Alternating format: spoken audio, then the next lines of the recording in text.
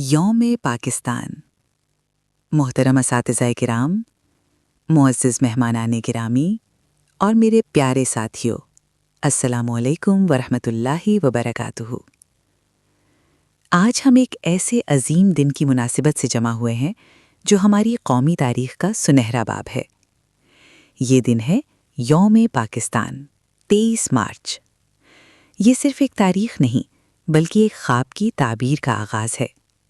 وہ خواب جو برِ صغیر کے مسلمانوں نے آزادی، عزت اور شناخت کے لیے دیکھا تھا۔ خواتین و حضرات، اگر ہم تاریخ کے اوراق پلٹے تو ہمیں معلوم ہوتا ہے کہ برطانوی راج کے دوران مسلمان نہ صرف سیاسی بلکہ معاشی اور تعلیمی میدان میں بھی پیچھے رہ گئے تھے۔ انہیں یہ خدشہ تھا کہ اگر برِ صغیر ایک ہی نظام کے تحت آزاد ہوا تو ایک اکثریتی قوم کے زیر اثر ان کی پہچان اور حقوق ختم ہو جائیں گے۔ ایسے نازک وقت میں ایک مفکر، ایک شاعر اور ایک عظیم رہنما سامنے آئے۔ وہ تھے علامہ محمد اقبال، جنہوں نے 1930 کے خطبہ الہ آباد میں ایک علیحدہ مسلم ریاست کا تصور پیش کیا۔ یہ تصور بعد میں ایک تحریک کی شکل اختیار کر گیا اور اس تحریک کی قیادت سنبھالی قائد اعظم محمد علی جناح نے۔ قائد اعظم نے نہ صرف مسلمانوں کو ایک پلیٹ فارم پر متحد کیا بلکہ انہیں ایک واضح منزل بھی دی۔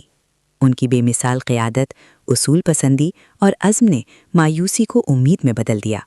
پھر وہ تاریخی دن آیا، 23 مارچ 1940، جب لاہور کے منٹو پارک، آج کا اقبال پارک میں قرارداد لاہور پیش کی گئی۔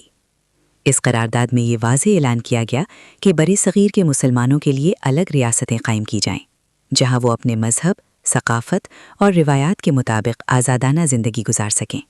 یہ قرارداد دراصل پاکستان کے قیام کی بنیاد ثابت ہوئی اور صرف 7 سال کی مسلسل جدوجہد کے بعد 14 اگست 1947 کو پاکستان دنیا کے نقشے پر ابھرا۔ میرے عزیزو، یہ آزادی ہمیں آسانی سے حاصل نہیں ہوئی۔ اس کے پیچھے بے شمار قربانیاں، جدوجہد اور لاجواب داستانیں ہیں۔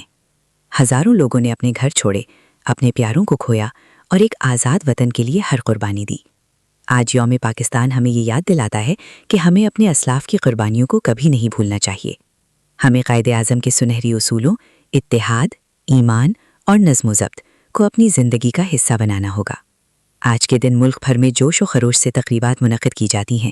اسلام آباد میں شاندار فوجی پریڈ ہوتی ہے جو ہماری طاقت، اتحاد اور خود مختاری کی علامت ہے۔